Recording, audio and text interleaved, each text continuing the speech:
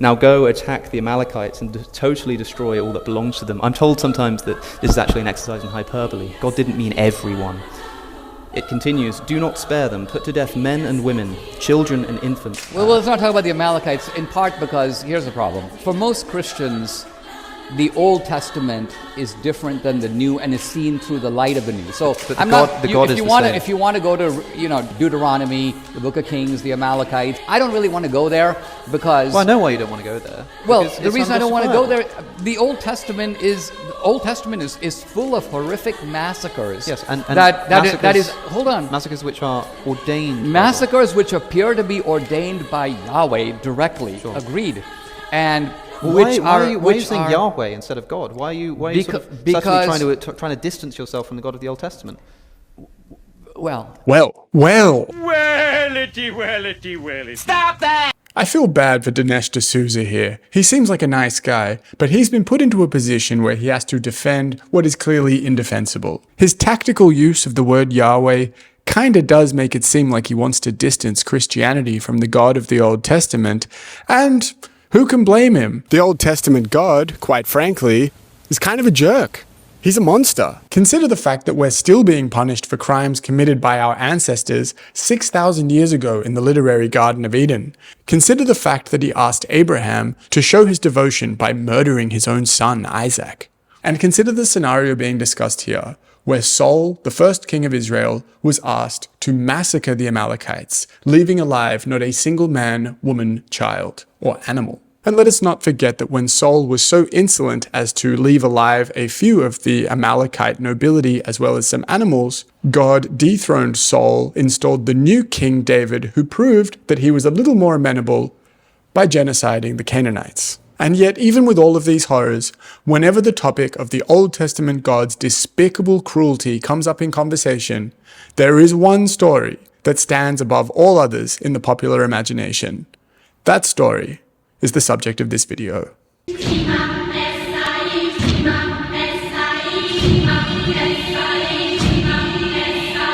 Kyle, we want to tell you about the book of Job. You see, Job was a great man. The story introduces Job, a wealthy, blameless man who fears God and lives a righteous life. But one day, Satan went up to heaven and talked to God. And God says to Satan, he is a great man and he praises me every day. Up in heaven, Satan challenges God, claiming that Job is only good because his life is perfect. Oh yeah? He only praises you because you gave him so much. Take away his blessings, Satan argues, and he will curse you to your face. To which God said, oh yeah, I'll take those things away from Job and he will still praise my name. God accepts the challenge, allowing Satan to test Job's loyalty, provided Job himself isn't physically harmed. God had a bunch of barbarians come in and murder all his workers. God sent his fireballs from the sky and killed his sheep and the rest of his employees. As Job's sons and daughters were eating, God sent a mighty wind and crushed and killed them all. In a single day, Job loses his wealth, his servants, and all 10 of his children. But he fell to his knees and said, the Lord giveth and the Lord taketh away. Job grieves deeply, but refuses to curse God, saying the Lord gave and the Lord has taken away. Blessed be the name of the Lord. So then, Job got painful sores all over his body. Satan returns for a second round, arguing that a person will give up anything to save their own skin. God allows Satan to strike Job physically, and Job is covered from head to toe in painful, weeping sores. But he still kept his faith. God said to Satan, see, I told you, Job still praises me.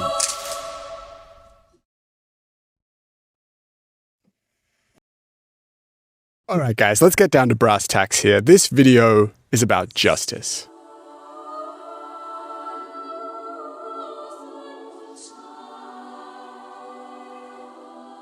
Firstly, the fact that it doesn't seem to exist in any absolute form, and secondly, the fact that we seem to be hardwired to expect to find it everywhere. What could be the only thing crueler than God denying us any sense of cosmic fairness? Denying us cosmic fairness, but with some sense that it should exist. We demand it to the extent that we can't even conceive of a movie where the good guy doesn't win in the end. Yet when does that ever seem to actually reflect our reality? Terrible things happen to good people every day, and terrible people die peacefully of old age in a comfortable bed made of 1,000 thread count Egyptian cotton. And we know this to be true. But this is where we get into the first misconception about the Book of Job. You see, most people think that the book ends there. This is not the case. The majority of the book is actually a conversation between Job and 3 of his friends. Job's friends arrive to find him in terrible pain, sitting in the ashes of his old life, covered in sores. And the first thing that they want to know is what Job did to deserve such terrible treatment. Job's friends strictly believe in retributive justice. Job must have committed some massive, secret sin to deserve this. Job fiercely maintains his innocence. He refuses to confess to sins he didn't commit just to satisfy their theology. Job grows increasingly frustrated, accusing God of being an unfair judge and demanding a day in court to defend himself. A 4th, younger bystander eventually speaks up, suggesting that suffering isn't always a punishment. Sometimes it's a tool God uses to teach humility or prevent worse sins. Finally, God answers Job, speaking out of a terrifying storm. God takes Job on a virtual tour of the cosmos, highlighting the creation of the stars, the wild oceans, and terrifying mythical beasts.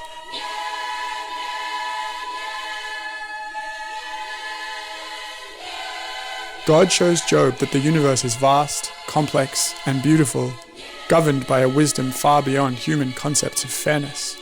Job realizes his own limitations and humbles himself, admitting he spoke out of things he did not understand. In the end, God rebukes Job's friends for speaking falsely about him, noting that Job spoke accurately. God restores Job's health and grants him twice as much wealth as he had before, along with 7 new sons and 3 new daughters, allowing Job to live out the rest of his days in peace. So perhaps not exactly the book of Job that we're all used to. One can even see signs of a redemptive arc. Job and God make peace. Job is even restored to his position in society and blessed with a new family. But I think now is as good a time as any to address the elephant in the room. You see, Job was given the luxury of a conveniently satisfying narrative in this story, and even some closure at the end there. But what about Job's children? They were completely innocent. What lesson could they possibly have taken from their own relationship with God? And fear not, we're going to get to this, but not yet.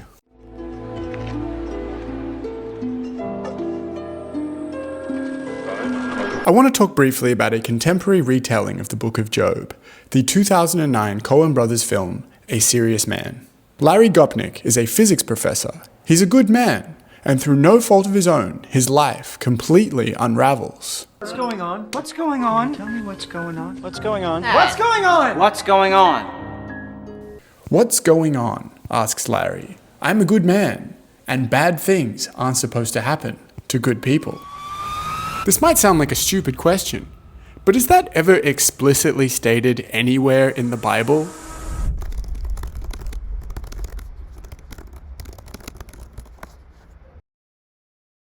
The book of Deuteronomy states that if you fully obey your Lord God and carefully follow his commands, you will be blessed in the city and blessed in the country. However, if you do not obey your Lord God, all these curses will come on you and overtake you. This is sometimes interpreted as a clear statement that if you do good, good things will happen, and if you do bad, bad things will happen. But it must be noted that this statement is delivered to the collective nation of Israel, and not to any segment of individuals. Furthermore, this statement only makes reference to following specific orders laid out by God, and not doing good in general. It should be noted that nowhere in the contract that we share with our Creator God does it explicitly say that bad things happen to bad people and good things happen to good people.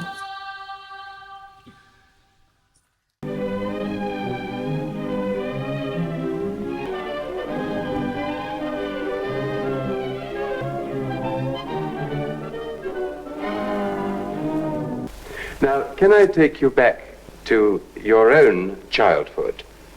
Do you remember the occasion when you first felt consciousness of your own individual self.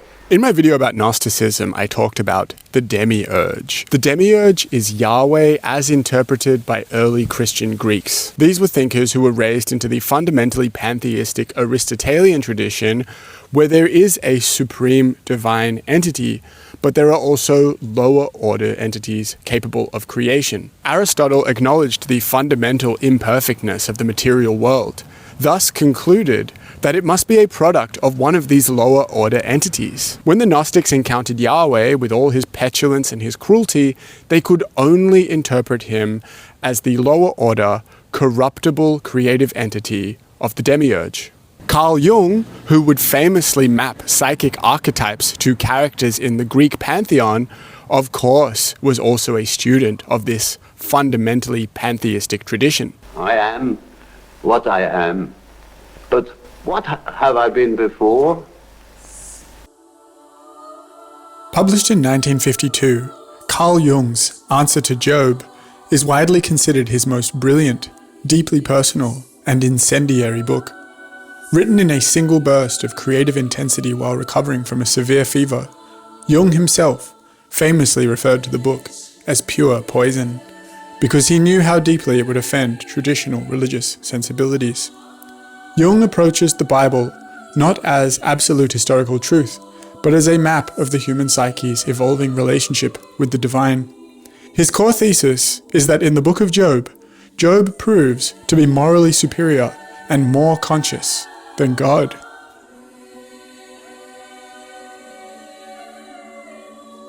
I have a toddler. Now she's a toddler. She cries. She cries because she's hungry, she cries because she's tired, and as a parent you sort of learn to understand the difference. But there is a particular kind of crying which she reserves for an event that takes place once every 2 or 3 days. On this day, either my wife or myself grab her by her little wrists and her little ankles and hold her down, while the other one takes a syringe full of salty water and injects it into both of her nostrils, clearing her breathing ducts. This kind of crying is imbued with a deeper set of emotions. She looks up at us while we hold her down and subject her to this torture, and with her eyes, she clearly communicates, "Why? Why are you doing this to me?" The tragedy from our perspective is that it is impossible to communicate back to her that all of this is for her own good. Look at the edge on that knife. Feel that. I'd rather not. Go on. That is a very, very sharp knife, that is. Yeah. Jim Jarmusch's 1995 acid western Dead Man is a strange film. It leans on the Heart of Darkness trope as we follow a young accountant by the name of William Blake as he travels to the heart of America by railroad to the town of Machine. What makes the movie so peculiar is that within the first 15 minutes, William Blake dies. On his travels, he's met by an Indian by the name of Nobody, who has a passion for the writing of William Blake, the 18th century romantic poet and painter. The William Blake of our film insists that he's never even heard of William Blake the poet, but Nobody is convinced that there is a connection, and he is determined to act as Blake's spirit guide into the next world. Dead Man is drenched in suffering. William Blake is a decent man who has seemed to attract the ire of God, and Nobody is a man who is watching his entire way of life vanish before the juggernaut of industrialization. There's a refrain in the film that Nobody repeats several times, one of his favorite lines from William Blake, the 18th century poet. Some are born to sweet delight. Some are born to endless night. If you haven't heard of William Blake the poet, you might have heard of the Romantics. Around the same time as the grey, polluted London of Dickens, these guys were living out in the countryside, completely detached from the problems of the common man. They were sort of the Hollywood elites of their time, very idealistic about Greek independence, but also not really caring of their own countrymen who were struggling to put 2 cents together. It is for this reason that William Blake is somewhat unfairly tarred with the brush of Romanticism. You see, William Blake was a generation older than the other Romantics. He never even met Byron or Shelley. He was never invited to the countryside or any of the cool parties. He was never the subject of tabloid gossip. In fact, he never saw success in his own lifetime. He was doomed to obscurity. By his late 60s, he would spend his days alone in his shabby London apartment.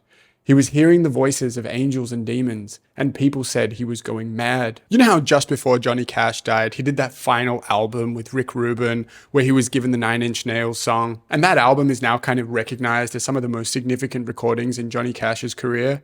Right. Well, the same thing happened to William Blake. A young art patron found some watercolors that Blake had done depicting the Book of Job in his 20s. He tracked Blake down and asked him if he could please revive these frames depicting the story. Blake agreed, but he chose to change the medium. Blake chose to tell the Book of Job not in paint, but in copper etchings. Now, the artistic style of copper etching is usually done by creating a stencil and then pouring acidic chemicals onto the copper itself to create the engraving. But this is not the methodology that Blake chose to employ. Despite his age and despite his condition, Blake chose to take a piece of metal sharpened at one end and force the engravings himself by pushing the metal piece into the palm of his hand to create the resistance. This practice would have been agonizing for any artist, regardless of age or endurance. But Blake dutifully carved out every single copper plate until the story was complete. In 1827, Blake released his engravings to the public.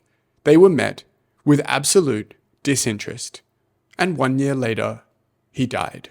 In his essay about the Book of Job, Carl Jung wrote an interesting comment about Jesus Christ. Jung suggested that perhaps God was all too aware of the degree to which he had wronged Job.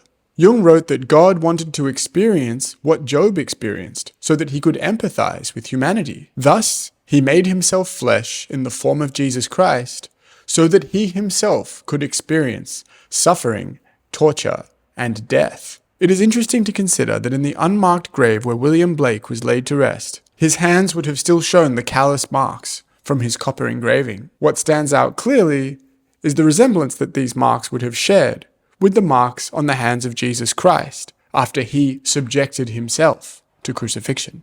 Encounter with the Self, a Jungian commentary on William Blake's illustrations of the Book of Job, is a highly influential short book written by Jungian analyst Edward F. Edinger. Building heavily on Carl Jung's famous essay Answer to Job, Edinger uses William Blake's 22 masterful 19th century engravings to visually and psychologically trace what he calls the Job archetype.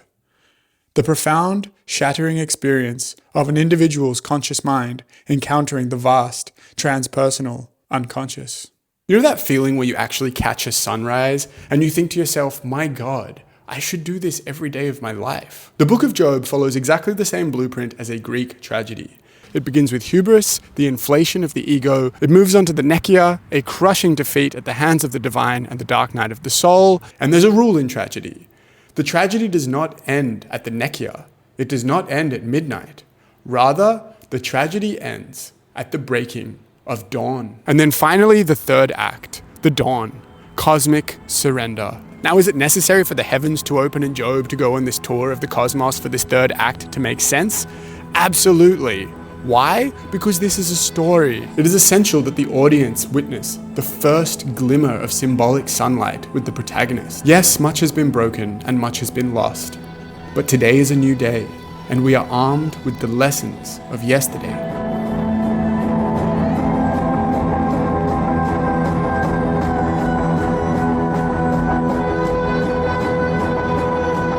There was a phase during the 2000s where every single movie needed to end with a song by Sigur Rós. And when I was thinking about this, I thought that maybe the first movie to do it was 127 Hours, the Danny Boyle film where he cuts his arm off with a blunt penknife. But actually before 127 Hours, there was Vanilla Sky, which also ends with a song by Sigur Rós. Both are classic Greek tragedy. In 127 Hours, Aaron is so self-assured that he doesn't tell anyone where he's going. In Vanilla Sky, Tom Cruise's character has it absolutely made, but you can see how shaky his foundations are when a single grey hair triggers something that looks like self-loathing. Then our protagonists both face the nekia. In 127 Hours, it's a giant rock that lands on his arm. In Vanilla Sky, it's a car crash, leaving Tom Cruise's character horribly disfigured. And then at the moment that both of our protagonists have been pummeled into the dirt, they have their revelation. Aaron is visited by an apparition of his unborn child and realizes that this is not how he dies. He grabs his arm where it's connected to the rock, snaps the bone in half, takes out a blunt penknife which was given to him as a Christmas stocking present, and proceeds to cut off the rest of his arm and frees himself from the rock. Tom Cruise realizes that the nightmare where his face was deformed is actually reality, and he is living in the dream. He chooses to throw himself off of the roof of a building, ending the dream and facing reality with whatever challenges come with it. Both characters are changed irreparably, horrifically scarred. Yet Aaron walks out of his dark cave, into the sunlight, into the breaking of the dawn. He sees a family, they turn around, and in that moment, he knows he's going to be okay. As Tom Cruise plummets from the roof of the building, a serene expression comes across his face, and the sun, again, symbolically shines. And of course, in both instances, cue Sigur Rós. This is the moment in the book of Job where the heavens open and Job sees the true immensity to which he is just a tiny part. The revelatory third act of the tragedy, in English, is called the purification. In Greek, that word is the freaking catharsis.